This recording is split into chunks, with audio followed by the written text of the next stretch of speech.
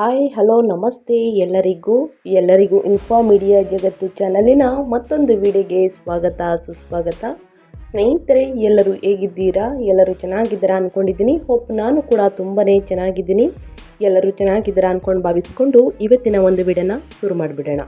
ಇವತ್ತಿನ ಒಂದು ವಿಡಿಯೋದಲ್ಲಿ ಕನ್ಯಾ ರಾಶಿಯವರಿಗೆ ಜನವರಿ 28ರಿಂದ ಸಾಕಷ್ಟು ಬದಲಾವಣೆಯನ್ನು ನಿಮ್ಮ ಜೀವನದಲ್ಲಿ ನೋಡಲಿದ್ದೀರಿ. ಏಕೆಂದರೆ ಗ್ರಹಗಳ ಸಂಚಾರದಿಂದ ಸ್ನೇಹಿತರೆ ನಿಮ್ಮ ವ್ಯಾಪಾರದಲ್ಲಾಗಬಹುದು, ವ್ಯವಹಾರದಲ್ಲಾಗ್ಬೋದು, ನಿಮ್ಮ ವೃತ್ತಿ ಜೀವನದಲ್ಲಾಗ್ಬೋದು, ನಿಮ್ಮ ಉದ್ಯೋಗದಲ್ಲಾಗ್ಬೋದು, ಒಟ್ಟಾರೆಯಾಗಿ ಕನ್ಯಾ ರಾಶಿಯವರ ಭವಿಷ್ಯ ಸಾಕಷ್ಟು ಬದಲಾವಣೆಗಳನ್ನು ಸೂಚಿಸುವಂತಹ ತಿಂಗಳು ಇದೆ ಅಂತಲೇ ಹೇಳಬಹುದು. ತಿಂಗಳ ಕೊನೆಯಲ್ಲಿ ಸಾಕಷ್ಟು ಬದಲಾವಣೆಯನ್ನು ನೋಡಲಿದ್ದೀರಿ. ಯಾವುದರ ಬಗ್ಗೆ ಮುನ್ನೆಚ್ಚರಿಕೆಗಳನ್ನು ತೆಗೆದುಕೊಳ್ಬೇಕು, ಏನೆಲ್ಲ ಅದೃಷ್ಟದ ಫಲಗಳನ್ನು ಗಳಿಸಲಿದ್ದೀರಿ ಅನ್ನೋದನ್ನ ಒಟ್ಟಾರೆಯಾಗಿ ತಿಳಿಸ್ಕೊಡ್ತಾ ಹೋಗ್ತೀನಿ. ಇದನ್ನೆಲ್ಲ ಕಂಪ್ಲೀಟಾಗಿ ತಿಳ್ಕೊಬೇಕು ಅಂದರೆ ಎಲ್ಲೂ ಕೂಡ ವಿಡಿಯೋನ ಸ್ಕಿಪ್ ಮಾಡಬಾರ್ದು. ಅಂದರೆ ಕಟ್ ಮಾಡಿ ಓಡಿಸ್ಕೊಂಡು ಹೋಗಿ ನೋಡಿದ್ರೆ ಫುಲ್ ಇನ್ಫಾರ್ಮೇಷನ್ ಅರ್ಥ ಆಗಲ್ಲ. ಸೊ ಹಾಗಾಗಿ ಎಲ್ಲ ವಿಡಿಯೋದಲ್ಲೂ ತಿಳಿಸ್ತಾ ಇರ್ತೀನಿ. ಮೊದಲಿಂದ ಕೊನೆ ತನಕ ವಿಡಿಯೋನ ವಾಚ್ ಮಾಡಿ. ವಿಡಿಯೋದಲ್ಲಿ ಒಳ್ಳೆ ಮಾಹಿತಿ ಸಿಕ್ಕಿದ್ದಲ್ಲಿ ತಪ್ಪದೆ ವಿಡಿಯೋಗೊಂದು ಲೈಕ್ ಕೊಟ್ಟು, ಇನ್ನೂ ನನ್ನ ಚಾನಲ್ನ ಸಬ್ಸ್ಕ್ರೈಬ್ ಮಾಡ್ಕೊಳ್ಳೋದನ್ನೇ ನೋಡ್ತಿದ್ರೆ ಇನ್ಫಾ ಮೀಡಿಯಾಗೆ ಸಬ್ಸ್ಕ್ರೈಬ್ ಆಗಿ ನಿಮ್ಮ ಅಭಿಪ್ರಾಯಗಳನ್ನು ಕಮೆಂಟ್ ಬಾಕ್ಸಲ್ಲಿ ತಿಳಿಸಬಹುದು. ಯಾರೆಲ್ಲ ಸಬ್ಸ್ಕ್ರೈಬ್ ಮಾಡ್ಕೊಂಡಿದ್ರೆ ಅವ್ರಿಗೆ ಥ್ಯಾಂಕ್ ಯು ಸೋ ಮಚ್ ಅಂತ ಹೇಳ್ತಾ, ಓಂ ನಮಃ ಶಿವಾಯ ಅಂತ ಕಮೆಂಟ್ ಮಾಡಿ. ಶಿವನ ಅನುಗ್ರಹದಿಂದ ನಿಮ್ಮ ಜೀವನದಲ್ಲಿ ಎಷ್ಟೇ ದೊಡ್ಡ ಮಟ್ಟದಲ್ಲಿ ಸಮಸ್ಯೆಗಳಿದ್ರೂ ಕೂಡ ಅವೆಲ್ಲವೂ ಸಂಪೂರ್ಣವಾಗಿ ನಿವಾರಣೆಯಾಗಲಿ ಅಂತ ಕೇಳ್ಕೊತಾ ಸ್ನೇಹಿತರೆ ವಿಡಿಯೋನ ಶುರು ಮಾಡಿಬಿಡೋಣ. ಹೌದು, ಗ್ರಹಗಳ ಸಂಚಾರ ನೀವು ಜ್ಯೋತಿಷ್ಯದಲ್ಲಿ ಕೇಳಿರಬಹುದು.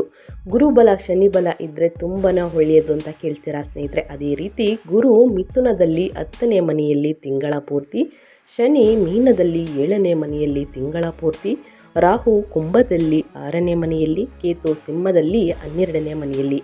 ಇದು ಗ್ರಹಗಳ ಸಂಚಾರ ಮತ್ತು ಗ್ರಹಗಳ ಸ್ಥಾನ ಬದಲಾವಣೆ ಅಂತಲೇ ಹೇಳಬಹುದು.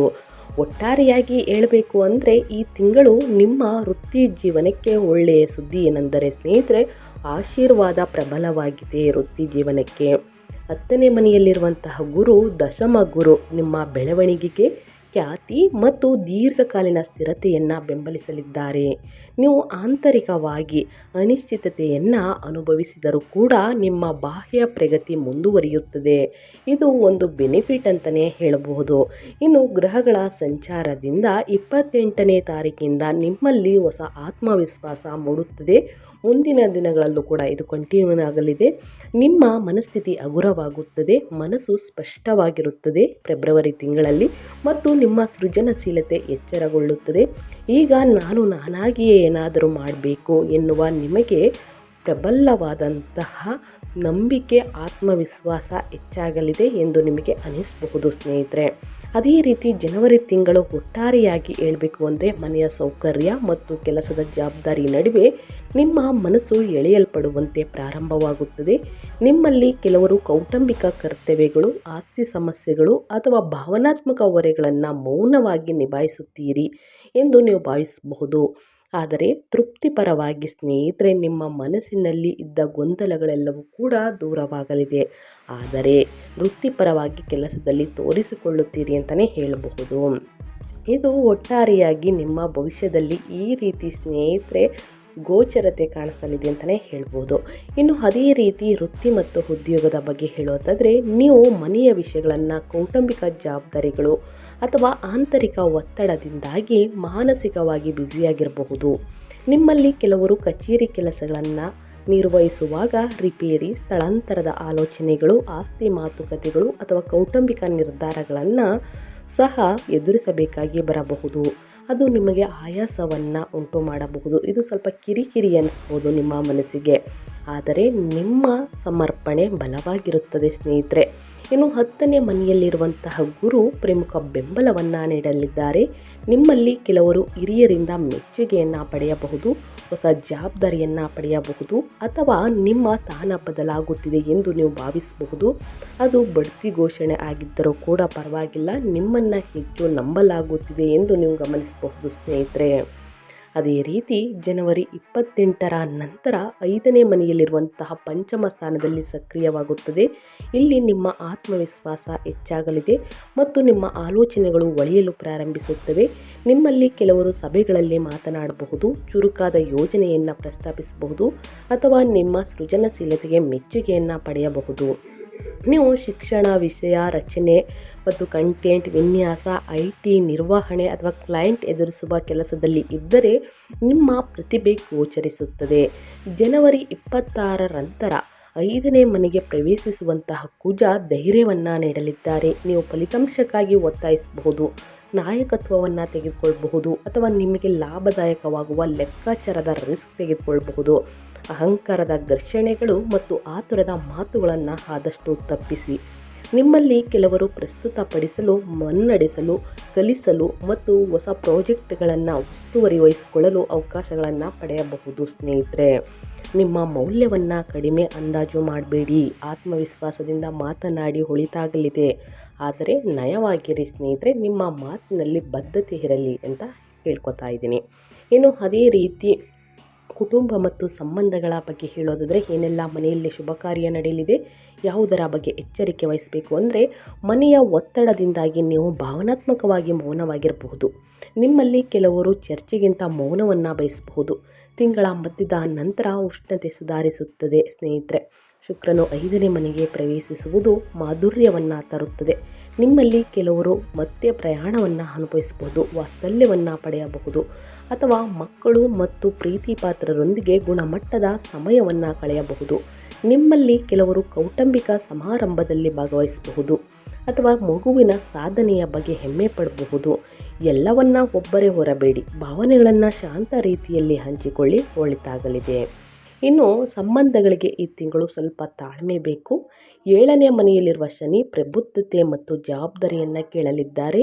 ನೀವು ಸಂಬಂಧ ಅಥವಾ ದಾಂಪತ್ಯದಲ್ಲಿ ಇದ್ದರೆ ಕರ್ತವ್ಯಗಳು ಹೆಚ್ಚಾಗುತ್ತವೆ ಮತ್ತು ಪ್ರಣಯ ಕಡಿಮೆಯಾಗಿದೆ ಎಂದು ನೀವು ಭಾವಿಸಬಹುದು. ಚಿಂತಿಸಬೇಡಿ, ಇದು ನಿರ್ಮಾಣದ ಹಂತ, ಮುರಿಯುವ ಹಂತ ಅಲ್ಲ ಸ್ನೇಹಿತರೆ. ಇದು ಗಮನದಲ್ಲಿಟ್ಕೊಳ್ಳಿ ಅಂತ ಹೇಳ್ತಾ, ಇನ್ನು ನಿಮ್ಮ ಹಣಕಾಸಿನ ಬಗ್ಗೆ ಹೇಳೋದಾದರೆ, ನಿಮ್ಮ ಫೈನಾನ್ಸ್ ಬಗ್ಗೆ ಹೇಳೋದಾದರೆ ಏನೆಲ್ಲ ಬದಲಾವಣೆಯನ್ನು ನೋಡಲಿದ್ದೀರಿ, ಯಾವುದರ ಬಗ್ಗೆ ಎಚ್ಚರಿಕೆ ವಹಿಸಬೇಕು, ಏನೆಲ್ಲ ಖರೀದಿ ಮಾಡೋ ಯೋಗ ಇದೆ ಅನ್ನೋದನ್ನ ನೋಡ್ತಾ ಹೋಗೋಣ. ಆರ್ಥಿಕವಾಗಿ ಈ ತಿಂಗಳು ಸ್ಥಿರವಾಗಿರುತ್ತದೆ, ಆದರೆ ನೀವು ಮನೆಯ ಸೌಕರ್ಯ, ಕೌಟುಂಬಿಕ ಅಗತ್ಯಗಳು ಅಥವಾ ಮಕ್ಕಳಿಗಾಗಿ ಹೆಚ್ಚು ಹಣ ಖರ್ಚು ಮಾಡಬೇಕಾಗಿ ಬರಬಹುದು. ಖರ್ಚುಗಳು ಅನಿರೀಕ್ಷಿತವಾಗಿ ಬರಬಹುದು. ರಿಪೇರಿ, ಕುಟುಂಬದ ಸದಸ್ಯರ ಆರೋಗ್ಯದ ಅಗತ್ಯಗಳು ಅಥವಾ ಮನೆ ನವೀಕರಣಗಳು. 6ನೇ ಮನೆಯಲ್ಲಿರುವಂತಹ ರಾಹುವು ಸಾಲಗಳು ಅಥವಾ ಅಡೆತಡೆಗಳನ್ನು ಗೆಲ್ಲಲು ಸಹಾಯವನ್ನು ಮಾಡಲಿದ್ದಾರೆ. ನಿಮ್ಮಲ್ಲಿ ಕೆಲವರು ಅಂತಿಮವಾಗಿ ಬಾಕಿ ಇರುವಂತಹ ಸಾಲ ಸಮಸ್ಯೆಯನ್ನು ಬಗೆಹರಿಸಬಹುದು ಅಥವಾ ಉತ್ತಮ ಯೋಜನೆಯ ಮೂಲಕ ಅನಗತ್ಯ ಹೊರೆಹರಿವನ್ನು ನಿಯಂತ್ರಿಸಬಹುದು. ತಿಂಗಳ ಮಧ್ಯದ ನಂತರ ಹಣದ ನಿರ್ಧಾರಗಳ ಬಗ್ಗೆ ನೀವು ಹೆಚ್ಚು ಆತ್ಮವಿಶ್ವಾಸವನ್ನು ಅನುಭವಿಸಲಿದ್ದೀರಿ. ಹೂಡಿಕೆಗಳನ್ನು ಎಚ್ಚರಿಕೆಯಿಂದ ಯೋಜಿಸಲು ಕುರುಡರಾಗಿ ನಂಬೇಡಿ ಸ್ನೇಹಿತರೆ, ಅಥವಾ ಉಳಿತಾಯವನ್ನು ಶಿಸ್ತಿನಿಂದ ಮರುಪ್ರಾರಂಭಿಸಲು ಇದು ಉತ್ತಮ ಸಮಯ ಅಂತಲೇ ಹೇಳಬಹುದು. ಹಣಕಾಸಿನ ವಿಚಾರದಲ್ಲಿ ಕುಟುಂಬ, ಸಂಬಂಧಗಳು ಮತ್ತು ಹೊರಗಿನವರು, ಸ್ನೇಹಿತರು ಇದೆಲ್ಲ ಬೇಡ ಸ್ನೇಹಿತರೆ. ಯಾರನ್ನು ಕೂಡ ಕುರುಡರಾಗಿ ನಂಬೇಡಿ. ಸಾಲ ಕೊಡುವುದಕ್ಕೂ ಹೋಗಬೇಡಿ, ಸಾಲ ತೆಗೆದುಕೊಳ್ಬೇಡಿ ಸ್ನೇಹಿತರೆ. ಇದರಿಂದ ನೀವೇ ನಷ್ಟವನ್ನು ನೋಡಲಿದ್ದೀರಿ ಸ್ನೇಹಿತರೆ. ಮೋಸ ಹೋಗುವಂತಹ ಚಾನ್ಸಸ್ ಇದೆ ಅಂತಲೇ ಹೇಳಬಹುದು. ಸೊ ಹಾಗಾಗಿ ಯಾರನ್ನು ಕೂಡ ಕುರುಡರಾಗಿ ನಂಬೇಡಿ. ಸುಮ್ಮನೆ ಸಾಲ ನೀಡುವುದನ್ನು ತಪ್ಪಿಸಿ ನಿಮ್ಮ ಆರ್ಥಿಕ ಮಿತಿಗಳನ್ನು ನಿರ್ಮಿಸಿ, ಒಳಿತಾಗಲಿದೆ. ಇನ್ನು ಅದೇ ರೀತಿ ಸ್ನೇಹಿತರೆ, ಮನೆ ಕಟ್ಟುವಂತಹ ಯೋಗವಿದೆ ಸ್ನೇಹಿತರೆ. ಖಂಡಿತವಾಗಿಯೂ ಮನೆ ನಿರ್ಮಾಣಗೊಳ್ಳುವುದಕ್ಕೆ ಸ್ವಲ್ಪ ಖರ್ಚು ಮಾಡಲಿದ್ದೀರಾ ಅತಿಯಾಗಿ. ಸೊ ಅದರ ಕಡೆ ಗಮನವಿರಲಿ ಅಂತ ಹೇಳ್ತಾ, ಇನ್ನು ವಾಹನವನ್ನು ಖರೀದಿ ಮಾಡೋ ಕನಸು ಕೂಡ ನನಸಾಗಲಿದೆ. ಇನ್ನು ನಿಮ್ಮ ಹೆಲ್ತ್ ಬಗ್ಗೆ ಹೇಳೋದಾದರೆ ಏನೆಲ್ಲ ಬದಲಾವಣೆಯನ್ನು ನೋಡಲಿದ್ದೀರಿ, ಯಾವುದರ ಬಗ್ಗೆ ಎಚ್ಚರಿಕೆ ವಹಿಸಬೇಕು ಅಂದರೆ, ತಿಂಗಳ ಮಧ್ಯದ ನಂತರ ಅಂದರೆ 28ನೇ ತಾರೀಕಿಂದ ಶಕ್ತಿ ಸುಧಾರಿಸುತ್ತದೆ ಮತ್ತು ಮನಸ್ಥಿತಿ ಹಗುರವಾಗಿರುತ್ತದೆ. ಆದರೆ 5ನೇ ಮನೆಯಲ್ಲಿರುವಂತಹ ಕುಜ ನೀವು ಮಸಾಲೆಯುಕ್ತ ಆಹಾರ ಸೇವಿಸಿದರೆ ಮತ್ತು ತಡವಾಗಿ ಮಲಗಿದರೆ ದೇಹದಲ್ಲಿ ಅಸಿಡಿಟಿ, ಉಷ್ಣತೆಯನ್ನು ಉಂಟು ಮಾಡಬಹುದು. ಇದರಿಂದ ಸ್ನೇಹಿತರೆ ಹೊಟ್ಟೆಗೆ ಪಟ್ಟಂತಹ ಸಮಸ್ಯೆಗಳು ನಿಮ್ಮನ್ನು ಕಾಡಬಹುದು. ಗ್ಯಾಸ್ಟ್ರಿಕ್ ಸಮಸ್ಯೆಯಿಂದ ಸ್ನೇಹಿತರೆ ಸರಿಯಾದ ರೀತಿಯಲ್ಲಿ ನಿದ್ರೆ ಬರುವುದಿಲ್ಲ, ಊಟ ಮಾಡುವುದಕ್ಕೆ ಆಗುವುದಿಲ್ಲ. ಆದಷ್ಟು ಮೊದಲು ನಿದ್ರೆಯ ಸಮಯವನ್ನು ಸರಿಪಡಿಸಿಕೊಳ್ಳಿ, ಉಳಿದೆಲ್ಲವೂ ಸುಲಭವಾಗುತ್ತದೆ. ಇನ್ನು ಅತಿಯಾದ ಮಸಾಲೆಯುಕ್ತ ಆಹಾರವನ್ನು ಸೇವಿಸುವುದನ್ನು ಕಡಿಮೆ ಮಾಡಿ, ಎಣ್ಣೆಯಲ್ಲಿ ಕರಿದ ತಿಂಡಿ ತಿನಿಸುಗಳನ್ನು ಕಡಿಮೆ ಮಾಡಿ. ಅದೇ ರೀತಿ ಉಷ್ಣತೆ ಕೂಡ ನಾರ್ಮಲ್ ಬರಲಿದೆ ಅಂತಲೇ ಹೇಳ್ಬೋದು. ಚೆನ್ನಾಗಿ ನೀರನ್ನು ಕುಡಿಯಿರಿ, ಎಳನೀರನ್ನು ಕುಡಿಯಿರಿ, ಜೊತೆಗೆ ಮಜ್ಜಿಗೆ ಮೊಸರನ್ನು ಚೆನ್ನಾಗಿ ತಿನ್ನಿ, ಚೆನ್ನಾಗಿ ನೀರನ್ನು ಕುಡಿಯಿರಿ, ಹಣ್ಣು ಹಂಪಲುಗಳನ್ನು ಸೇವಿಸಿ, ಪ್ರತಿದಿನ ಯೋಗ ಧ್ಯಾನವನ್ನು ಮಾಡಿ. ನಿಮ್ಮ ದಿನಚರಿಯಲ್ಲಿ ಯೋಗ ಧ್ಯಾನವನ್ನು ಮಾಡುವುದು, ಮೆಡಿಟೇಷನನ್ನು ಮಾಡುವುದು ಇದನ್ನು ಅಳವಡಿಸಿಕೊಳ್ಳಿ, ಒಳಿತಾಗಲಿದೆ. ದಿನಚರಿಯನ್ನು ಪಾಲಿಸಿದರೆ ಆರೋಗ್ಯ ಸುಧಾರಿಸುತ್ತದೆ. ಸ್ನೇಹಿತರೆ, ಒತ್ತಡವು ಜೀರ್ಣಕ್ರಿಯೆ, ನಿದ್ರೆಯ ಸಮಸ್ಯೆಗಳು, ಕುತ್ತಿಗೆ, ಭುಜದ ಒತ್ತಡ ಮತ್ತು ಮಾನಸಿಕ ಆಯಾಸದ ಮೂಲಕ ಪ್ರತಿಫಲಿಸಬಹುದು. ರಾತ್ರಿ ವೇಳೆ ಅತಿಯಾಗಿ ಯೋಚಿಸಿದರೆ 12ನೇ ಮನೆಯಲ್ಲಿರುವಂತಹ ಕೇತು ನಿದ್ರೆಯ ಗುಣಮಟ್ಟವನ್ನು ಕಡಿಮೆ ಮಾಡಬಹುದು. ಸ್ನೇಹಿತರೆ, ಯಾವುದನ್ನು ಕೂಡ ಸುಲಭವಾಗಿ ನಿರ್ಲಕ್ಷಿಸಬೇಡಿ. ಸ್ನೇಹಿತರೆ, ತಕ್ಷಣ ವೈದ್ಯರತ್ತ ಭೇಟಿ ಮಾಡಿ ನಿಮಗೆ ಆಗುವಂತಹ ಸಮಸ್ಯೆಗಳನ್ನು ಹೇಳ್ಕೊಳ್ಳಿ. ಪರಿಹಾರ ಖಂಡಿತವಾಗೂ ಸಿಗಲಿದೆ. ಮನೆಯಲ್ಲಿ ಒಂದಷ್ಟು ಪರಿಹಾರವನ್ನು ಮಾಡಿ ಸ್ನೇಹಿತರೆ, ಒಳಿತಾಗಲಿದೆ. ಇನ್ನು ವ್ಯಾಪಾರ ವ್ಯವಹಾರದ ಬಗ್ಗೆ ಹೇಳೋದಾದರೆ ಏನೆಲ್ಲ ಬದಲಾವಣೆಯನ್ನು ನೋಡಲಿದ್ದೀರಿ, ಯಾವುದರ ಬಗ್ಗೆ ಎಚ್ಚರಿಕೆ ವಹಿಸಬೇಕು ಅಂದರೆ ಮಾರ್ಕೆಟಿಂಗ್, ಬ್ರ್ಯಾಂಡಿಂಗ್, ಸೃಜನಶೀಲತೆ, ಗ್ರಾಹಕರು ಆಕರ್ಷಣೆ ಸುಧಾರಿಸುತ್ತದೆ. ನೀವು ಶಿಕ್ಷಣ, ಸಲಹಾ, ವಿಷಯ ವಿನ್ಯಾಸ, ಕೋಚಿಂಗ್ ಅಥವಾ ಸೇವೆಗಳಿಗೆ ಸಂಬಂಧಿಸಿದ ವ್ಯವಹಾರವನ್ನು ನಡೆಸುತ್ತಿದ್ದರೆ ನೀವು ಉತ್ತಮ ಪ್ರತಿಕ್ರಿಯೆಯನ್ನು ನೋಡಬಹುದು. ವೇಗವಾಗಿ ವಿಸ್ತರಿಸಬೇಡಿ, ಯೋಜನೆಯೊಂದಿಗೆ ವಿಸ್ತರಿಸಿ. ಸ್ನೇಹಿತರೆ, ಸ್ಮಾರ್ಟ್ ಯೋಜನೆ ಮತ್ತು ಬಲವಾದ ಅನುಷ್ಠಾನದ ಮೂಲಕ ವ್ಯಾಪಾರ ಬೆಳವಣಿಗೆಗೆ ಜನವರಿ ತಿಂಗಳು ಉತ್ತಮ ತಿಂಗಳು ಅಂತಲೇ ಹೇಳಬಹುದು. ಕಾರ್ಯಾಚರಣೆಗಳನ್ನು ಸ್ಥಿರಗೊಳಿಸುವುದು, ಸಿಬ್ಬಂದಿ ಸಮಸ್ಯೆಗಳನ್ನು ಪರಿಹರಿಸುವುದು ಅಥವಾ ಕೆಲಸದ ವ್ಯವಸ್ಥೆಗಳನ್ನು ಸುಧಾರಿಸುವುದರತ್ತ ಗಮನ ಹರಿಸಿ, ಒಳಿತಾಗಲಿದೆ. ನಿಮ್ಮಲ್ಲಿ ಕೆಲವರು ವ್ಯರ್ಥವನ್ನು ಕಡಿತಗೊಳಿಸಬಹುದು, ವ್ಯವಹಾರದಲ್ಲಿ ಶಿಸ್ತನ್ನು ತರಬಹುದು. ಯಾರನ್ನು ಕೂಡ ವ್ಯಾಪಾರ ವ್ಯವಹಾರದಲ್ಲಿ ಹಣಕಾಸಿನಲ್ಲಿ ಕುರುಡರಾಗಿ ನಂಬೇಡಿ. ಹೂಡಿಕೆಯನ್ನು ಮಾಡಬೇಕು ಅಂದರೆ ಹಿರಿಯರ ಮಾರ್ಗದರ್ಶನವನ್ನು ತೆಗೆದುಕೊಂಡು ಹೂಡಿಕೆಯನ್ನು ಮಾಡಿ. ಯಾವುದೇ ಸಹಿಯನ್ನು ಹಾಕಬೇಕಾದ್ರೆ ಸ್ನೇಹಿತರೆ 1 ಅಥವಾ 2-3 ಬಾರಿ ಯೋಚಿಸಿ ಓದಿದ ನಂತರವೇ ಸಹಿಯನ್ನು ಹಾಕಿ, ಒಳಿತಾಗಲಿದೆ. ಇನ್ನು ಅದೇ ರೀತಿ ಶಿಕ್ಷಣದ ಬಗ್ಗೆ ಹೇಳೋದಾದರೆ ವಿದ್ಯಾರ್ಥಿಗಳು ಏನೆಲ್ಲ ಫಲಿತಾಂಶವನ್ನು ನೋಡಲಿದ್ದೀರಿ ಅಂದರೆ ಮೊದಲನೇದಾಗಿ ಪುನರಾವರ್ತನೆ, ಅಣುಕು ಪರೀಕ್ಷೆಗಳು ಮತ್ತು ಪ್ರಸ್ತುತಿ ಕೌಶಲ್ಯಗಳನ್ನು ಸುಧಾರಿಸಲು ಇದು ಉತ್ತಮ ಸಮಯ.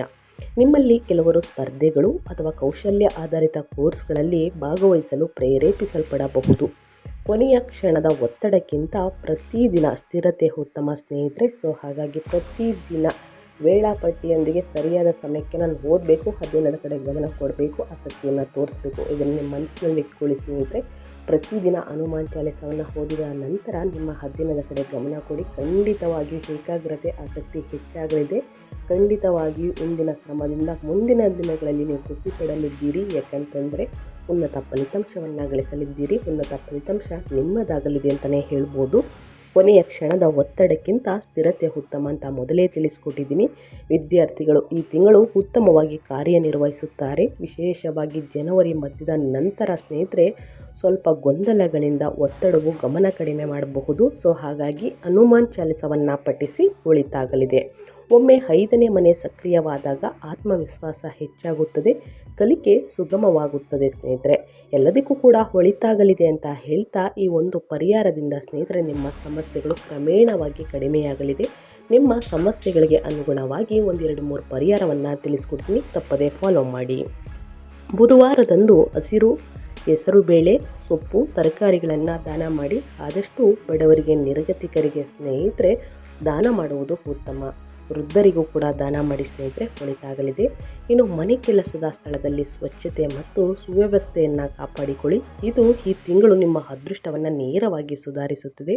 ಹಣಕಾಸಿನಲ್ಲಿ ಪ್ರಾಬ್ಲಮ್ ಇದ್ದರೆ, ವ್ಯಾಪಾರ ವ್ಯವಹಾರದಲ್ಲಿ ಅಡೆತಡೆಗಳಿದ್ದರೆ, ನಿಮ್ಮ ಆರೋಗ್ಯದಲ್ಲಿ ಸಾಕಷ್ಟು ಸಮಸ್ಯೆಗಳಿದ್ದರೆ ಸ್ನೇಹಿತರೆ ಅರಳಿ ಮರದ ಕೆಳಗೆ ಸಾಸಿವೆ ಎಣ್ಣೆ ಅಥವಾ ಎಳ್ಳೆಣ್ಣೆಯಿಂದ ದೀಪವನ್ನು ಹಚ್ಚಿ ಶನಿ ಸ್ತೋತ್ರವನ್ನು ಹೇಳಿ ಶನಿವಾರದಂದು ಒಳಿತಾಗಲಿದೆ. ಸಂಜೆಯ ಸಮಯದಲ್ಲಿ ಅಥವಾ ಬೆಳಗಿನ ಸಮಯದಲ್ಲಿ ಅಂತ ಕೇಳ್ತಿರ್ತಾರೆ, ಸಂಜೆಯ ಸಮಯದಲ್ಲಾದರೂ ಹಚ್ಬೋದು, ಮುಂಜಾನೆ ಸಮಯದಲ್ಲಾದರೂ ಹಚ್ಬೋದು. ಶನಿ ಸ್ತೋತ್ರವನ್ನು ಹೇಳಿ ಒಳಿತಾಗಲಿದೆ. ಬಡವರಿಗೆ, ನಿರ್ಗತಿಕರಿಗೆ ನಿಮ್ಮ ಕೈಯಲ್ಲಾದಷ್ಟು ಹಣ ಸಹಾಯವನ್ನು ಮಾಡಿ.